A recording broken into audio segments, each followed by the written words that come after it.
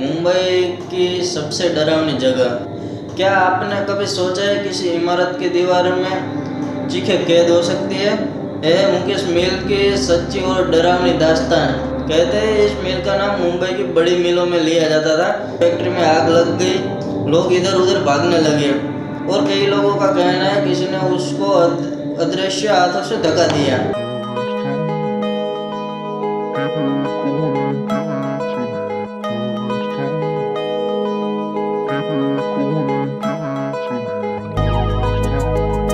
नमस्ते मित्रों, आज हम लेकर आए हैं फिर से एक नई कहानी। मुकेश मिल, मुंबई की सबसे डरावनी जगह। तो चलिए कहानी की शुरुआत करते हैं। क्या आपने कभी सोचा है किसी इमारत की दीवार में चीखें कैद हो सकती है? क्या कभी कोई जगह आपको अंदर से कहे यहाँ मत आओ, यह तुम्हारे लिए नहीं है?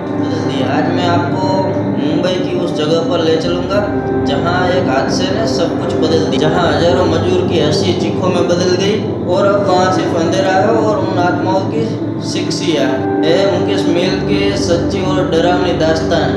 मुंबई का कोलाबा इलाका आज ऊंची ऊंची इमारतों और शानदार होटलों के लिए जाना जाता है, लेकिन 19वीं सदी के आखिर में यह इलाका कपड़ा उद्योग का बड़ा केंद्र था।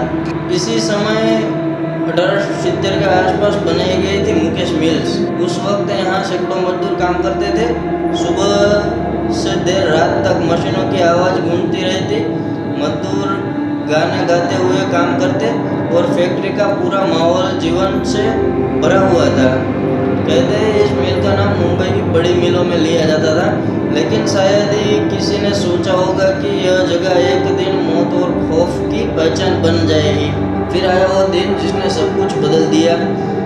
एक दोपहर अचानक फैक्ट्री में आग लग गई। शुरुआत छोटी थी, लेकिन देखते ही देखते लगते मशीन टकराकर पूरे हॉल में फैल गई।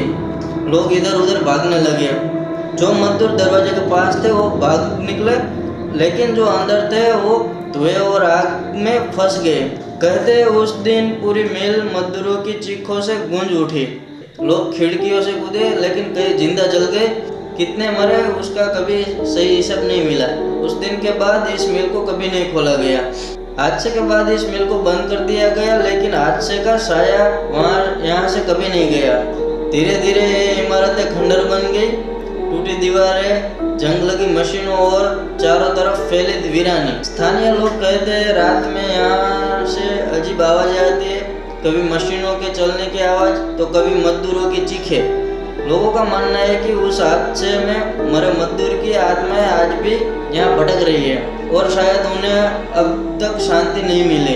सालों बाद इस जगह का इस्तेमाल फिल्मों और टीवी सीरियल की शूटिंग के लिए किया जाने लगा, लेकिन यहाँ काम करने वाले ने ऐसे किस्से बताए जो सुनकर रूह कांप उठे।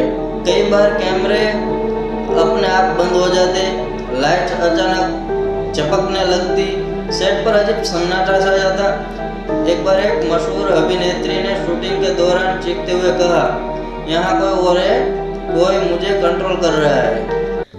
उसके बाद पूरी यूनिट भाग गई। उस दिन के बाद यहाँ कई फिल्मकारों ने कसम खाई कि वे दोबारा यहाँ कभी शूटिंग नहीं करेंगे। कुछ लोगों ने मजदूरों के जलते हुए साये देखे, कुछ ने हवा में किसी के फुसफुसाने की आवाज़ सुनी है और कई लोगों का कहना है किसी ने उसको अदृश्य हाथों से धक्का दिया। आज भी शाम ढलने के बाद यहाँ कोई नहीं जाता। स्थानीय लोग कहते हैं यह जगह हम इंसानों के लिए नहीं है, आत्माओं के लिए है। मुंबई जैसे शहर में जहाँ कभी नींद नहीं आती, वहाँ यह जगह रात होते ही खामोश हो जाती है। यहाँ सिर्फ अंधेरा होता है और वो साये जिनकी कहानियाँ लोग अब भी फुसफुसा कर बताते हैं। मुकेश मिल सिर्फ एक खंडर नहीं, ये एक गवाही है उन मजदूरों की चीखों की, एक याद है उस हादसे की और एक डर है जो आज भी यहाँ जिंदा है। अब सवाल आपसे है, क्या आप हिम्मत करेंगे रात को अकेले इस मिल में जाने की, या फिर दूर से सुनना ही काफ़ी है? दोस्तों, ये थी मुकेश मिल की डरावनी सच्चाई। एक ऐसी जगह जहाँ सिर्फ ईंट और पत्थर नहीं बल्कि चीख और साये भी कैद है। लोग कहते हैं जो आत्मा अधूरी रह जाती है वो कभी चैन से सो नहीं पाती। शायद यही वजह है कि इन खंडहरों में आज भी रात को आवाज़ें गूंजती है।